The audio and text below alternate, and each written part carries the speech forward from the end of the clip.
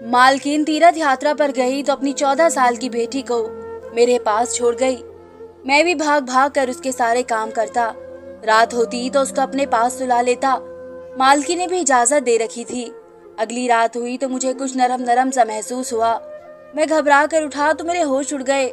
मालकिन की बेटी उस रात मालकिन तीर्थ यात्रा पर जा रही थी, इसलिए सुबह से मेरी जान आफत में आई हुई थी।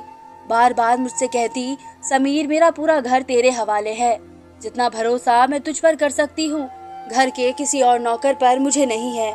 मेरा नाम समीर है। मेरी उम्र 25 साल थी, लेकिन मैं 10 साल की उम्र से मालकिन के घर काम कर रहा था। 15 साल से मैं मालकिन के घर नौकरी पर था, इसलिए जितना भरोसा वह मुझ पर करती थी किसी पर नहीं करती थी। इसलिए वह मुझे हर बात बता रही थी। कहने लगी, देख समीर, अपनी बेटी परी को मैं घर ही छोड़े जा रही हूँ, इसका बहुत ख्याल रखना। तुम्हें पता है ना, इसे नींद में चलने की आदत है। मैं सर हिलाने लगा कि जी मालकिन, मुझे मालूम है। हालांकि मुझे क्या मालूम, वह तो अपने कमरे में ही सोती थी। उम्र में परी 14 साल की थी, लेकिन थी जरा बावले किस्म की, बेवकूफ और लाडली मालकिन की इकलौती बेटी थी, इसलिए उसे लाड प्यार से रखा हुआ था। अभी तक गुड्डे गुड़ियों से खेलती थी। मैंने कहा कि मालकिन, मैं इसका भी ख्याल रखूंगा, लेकिन इसके बाद जो बात मालकिन ने मुझे की, मैं तो दंग सा रह गया था। वह कैसे मुझे ये बात कह सकती थी। कहने लगी, रात को तुम मेरी परी के साथ ही सोओगे, इसके कमरे में रहोगे। ये बात सुनकर तो मेरी पूरी तरह आंखें हैरत से फैल गई थी। मेरा तो दिमाग ये सुनकर ही घूमने लगा था। मैंने कहा, मालकिन, मैं कैसे छोटी बीबी के कमरे में सो सकता हूँ? आप सोच कर तो बात करें। यह तो बिल्कुल एक गैर मुनासिब सी बात है। मगर वे कहने लगी, समीर, मुझे कुछ नहीं सुनना है। मैंने जो कह दिया बस कह दिया। तुम परी के कमरे में ही रहोगे और वही सोओगे। मुझे मालकिन की बात किसी तौर पर सही नहीं लग रही थी, लेकिन बहरहाल मैं उन्हें बार बार इनकार नहीं कर सकता था। लेकिन मैं दिल में पक्का इरादा कर चुका था कि मैं परी के कमरे में कभी नहीं सोऊंगा। मेरी मालकिन एक विधवा औरत थी, लेकिन थी बहुत अमीर। मालिक की बहुत सारी जमीन थी, जहाँ से उन्हें खूब पैसा आता था। घर उनका बेहतरीन चल रहा था और एक ही बेटी थी, जिसे उन्होंने लाडों से पाला था। जब मैं मालकिन के घर में काम करने के लिए आया था तो उस वक्त मालिक जिंदा थे। उन्होंने तो मालकिन को फूलों से हल्का रख रखा था। बहुत प्यार करते थे वे मालकिन से। मोहब्बत की शादी थी दोनों की। दोनों ही एक साथ बहुत खुश थे। परी की पैदाइश से चंद महीने पहले मालिक का कार हादसे में देहांत हो गया। मालकिन सदमे से ही दीवानों जैसी बातें करने लगी थी। कभी कहती कि वे अभी आ जाएंगे, मुझे छोड़कर यूं नहीं जा सकते। मैं उस वक्त 10 साल का था, लेकिन मालकिन की हालत देखकर फूट फूट कर रोया था, क्योंकि उनका रवैया शुरू से ही मेरे साथ बहुत अच्छा था। वह मेरा भी बड़ा ख्याल रखती थी, इसलिए मुझसे उनका दुख देखा नहीं जाता था। जब परी पैदा हुई तो पहले तो मालकिन बहुत रोई मालिक को याद करके, लेकिन फिर उनका दिल परी के साथ लग गया। मालकिन के माँ बाप ने बहुत चाहा कि मालकिन दूसरी शादी कर ले, लेकिन उन्होंने साफ इनकार कर दिया। कहने लगी कि नहीं, मुझे अपने पति से बहुत मोहब्बत थी और मैं अपनी सारी जिंदगी अपने पति के नाम पर गुजार दूंगी। मालकिन ने फिर यही किया। पूरा घर उन्होंने संभाल रखा था। तमाम नौकरों को वह देखती थी। 14 साल का वक्त गुजर गया था। मालकिन का सबसे ज्यादा वफादार और भरोसा करने वाला नौकर मैं था। कारोबार की देखरेख भी मालकिन ने मेरे हवाले कर रखी थी, लेकिन मैं भी नमक का हिसाब चुकाया था।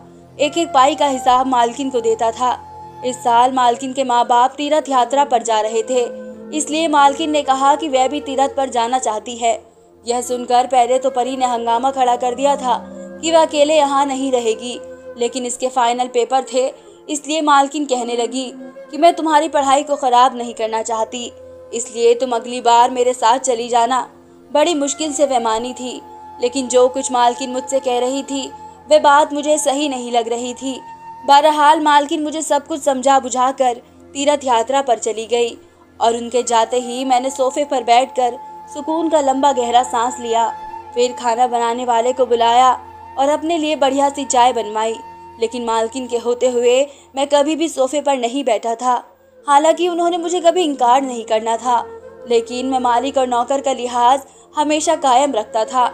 लेकिन अब सोच रहा था कि मालकिन गई है तो कुछ दिन मालिकों वाले ठाट में भी करके देख लूं। मैंने सुकून से सांस लिया और मजे से अपनी दोनों टांगे सामने शीशे के टेबल पर रख दी। रिमोट हाथ में पकड़ा और एलईडी पर चैनल बदलने लगा। अभी मैं सोच ही रहा था कि कौन सा चैनल देखूं। अभी मैं सही से इस माहौल से रूबरू हुआ भी ना था कि जब कमरे का दरवाज़ा खुला और परी लॉन्ज में आई। जब उसने मेरे बैठने के तौर तरीके देखे तो माथे पर बल डालकर बोली, समीर के बच्चे, तुम्हारी शिकायत तो माँ के आते ही उन्हें लगाऊंगी कि कैसे उनके कीमती टेबल पर तुम पाँव पसार के बैठे थे। यह सुना था कि मैं हड़बड़ाकर बिल्कुल सीधा होकर बैठ गया। मैंने कहा, छोटी बेबी, ऊपर वाले के लिए मालकिन से मेरी शिकायत न लगाना। मैंने फौरन से टीवी बंद किया और रिमोट साइड पर रख दिया। परी माथे पर गुस्सा चढ़ाए हुए आराम से आकर सोफे पर बैठ गई और रिमोट भी अपने हाथ में पकड़ लिया। कहने लगी, माँ घर पर नहीं है तो इसका मतलब ये ना समझना कि तुम लोगों को मैं सर पर चढ़ाऊंगी। जब तक वे घर पर नहीं है, इस घर की मालकिन मैं हूँ, इसलिए जो मैं कहूँ तुम लोग वही करोगे। मैंने सीने पर हाथ रखा और सर झुकाया। जी जी, क्यों नहीं छोटी मालकिन, जैसा आपका हुक्म। अंदर से मेरा जी तो जल के रह गया था। मेरी कभी भी मालकिन की बेटी से 1 मिनट भी नहीं बनती थी। हर वक्त बचकाना हरकतें करती रहती थी और मैं इसकी हरकतों से परेशान हो जाता था। वह मुझे बाजार के कोई 4 चक्कर लगवाती थी। कहती थी कि तुम ही मेरे लिए सामान लाओगे, ड्राइवर नहीं जाएगा, ना ही कोई दूसरा नौकर। मालकिन भी उसे कुछ नहीं कहती थी क्योंकि वह उनकी लाडली बेटी थी। मुझे ही कहती, जाओ समीर, जो छोटी मालकिन कहती है वह कर दो। चाय का कप नौकर लेकर आया तो मुझे ऐसे खड़ा देखकर अजीब सी हंसी मुझ पर हंसा था। कहने लगा, अभी तो बड़ा रोब जमा रहे थे, आ गए ना अपनी औकात में वापस। मैंने इसे घूर कर खा जाने वाली नजरों से देखा था। उसने चाय का कप टेबल पर रखा। जो चाय मैंने पीनी थी वो बड़े मजे से परी पी रही थी। बहरहाल पूरा दिन इधर उधर के कामों में ही गुजर गया। जैसे ही रात हुई मैं अपने क्वार्टर में जाने लगा तो परी कहने लगी, तुम कहाँ जा रहे हो? समीर, माँ ने कहा था कि तुम मेरे कमरे में सोओगे। ये सुना था कि मुझे मालकिन की बात याद आ गई। मैंने हैरानी से परी की तरफ देखा। मैंने कहा, छोटी मालकिन, मुझे अपने क्वार्टर के अलावा कहीं नींद नहीं आती। घर में और नौकरानी भी मौजूद है, आप उसे अपने साथ सुला लें। कहने लगी, माँ ने कहा था कि तुम सोओगे तो मतलब तुम ही सोओगे। चलो शराफत से आओ मेरे कमरे में और कालीन पर जाकर लेट जाओ। मैं कमरे में आ तो गया था लेकिन मुझे सख्त बेचैनी सी शुरू हो गई थी। परी बेड पर जाकर लेट गई थी। उसने लैंप ऑफ कर दिया। कमरे में इस वक्त गुप अंधेरा था। मेरा दिल बड़ी जोर जोर से धड़क रहा था। भले वे 14 साल की थी लेकिन मैं तो 14 बरस का ना था। मुझे किसी की एक बात याद आने लगी जो मैंने कहीं बाहर सुनी थी कि जहाँ एक मर्द और एक औरत हो तो वह तीसरा शैतान होता है। पता नहीं मालकिन ने ऐसा क्यों कहा कि मैं उनकी बेटी के कमरे में अकेला रहूं। उनको चाहिए था कि वे नौकरानी को परी के साथ सुलाती। कमरे में हल्की सी रोशनी थी। एक नज़र मेरे बेड पर लेटी परी पर पड़ी तो उसके चेहरे पर जाकर मेरी नज़र टिक गई।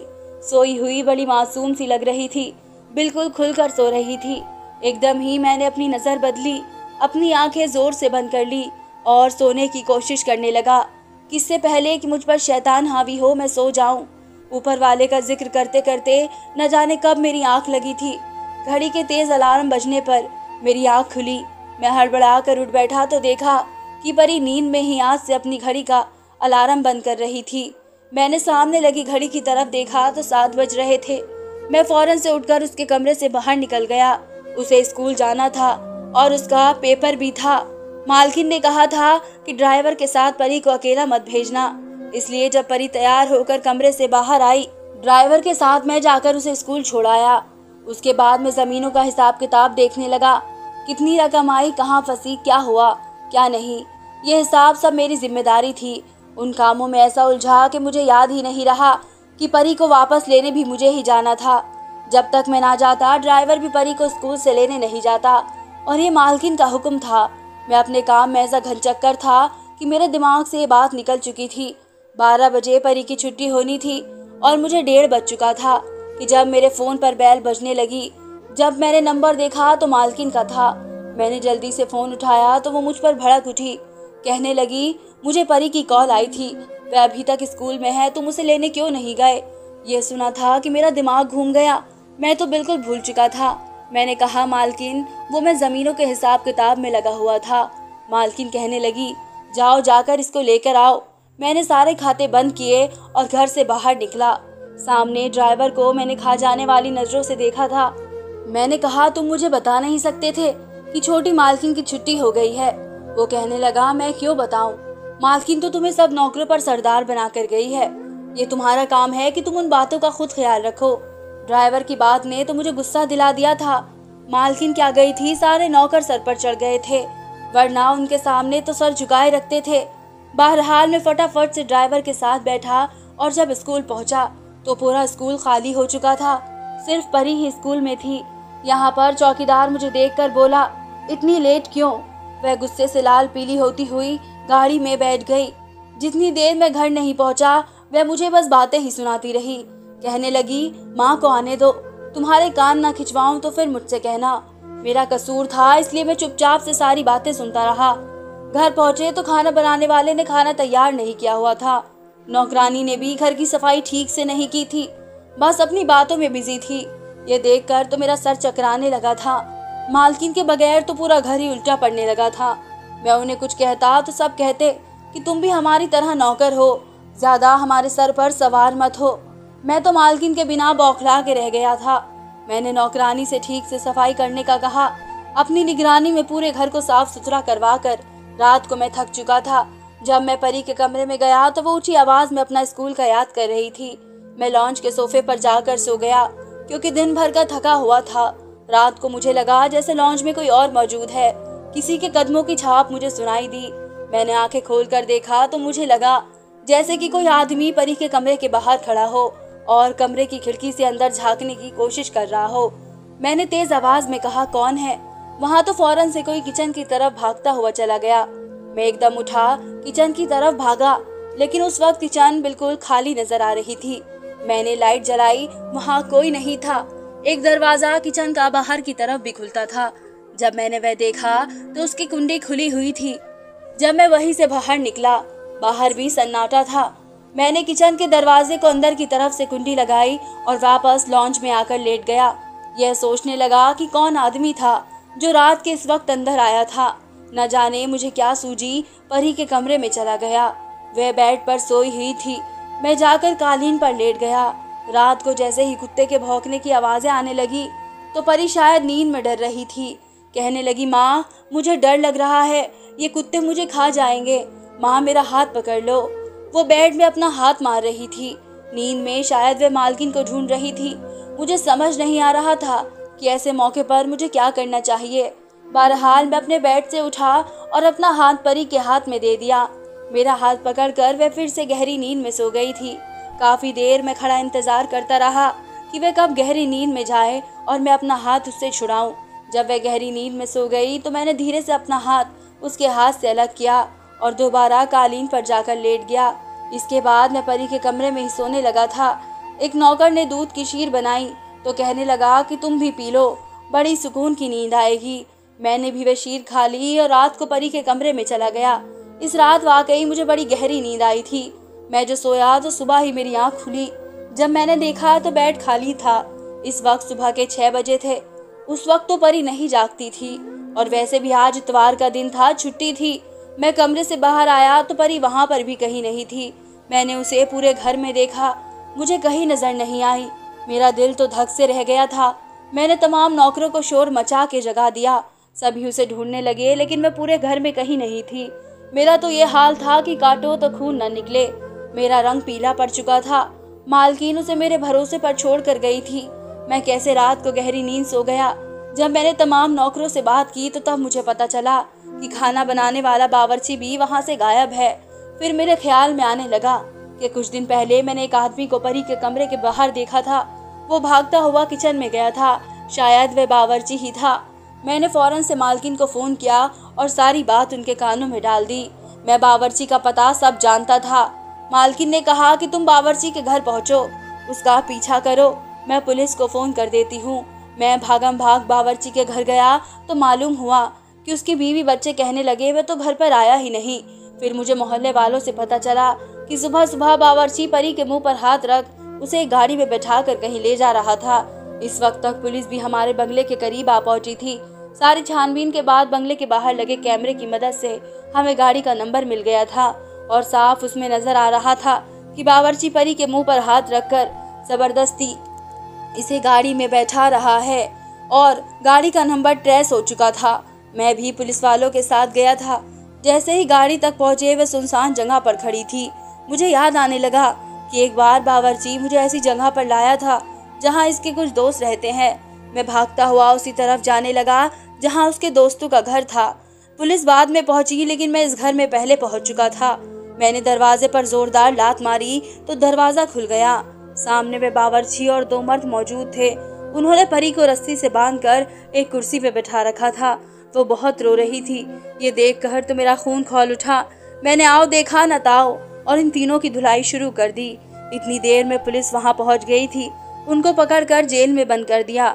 रोते हुए परी मेरे गले से लग गई। बहुत डरी हुई थी। मैंने कहा कि तुम परेशान मत हो, जब तक मैं जिंदा हूँ तुम्हें कोई भी नुकसान नहीं पहुंचा सकता। चंद दिनों में मालकिन भी वापस आ गई थी।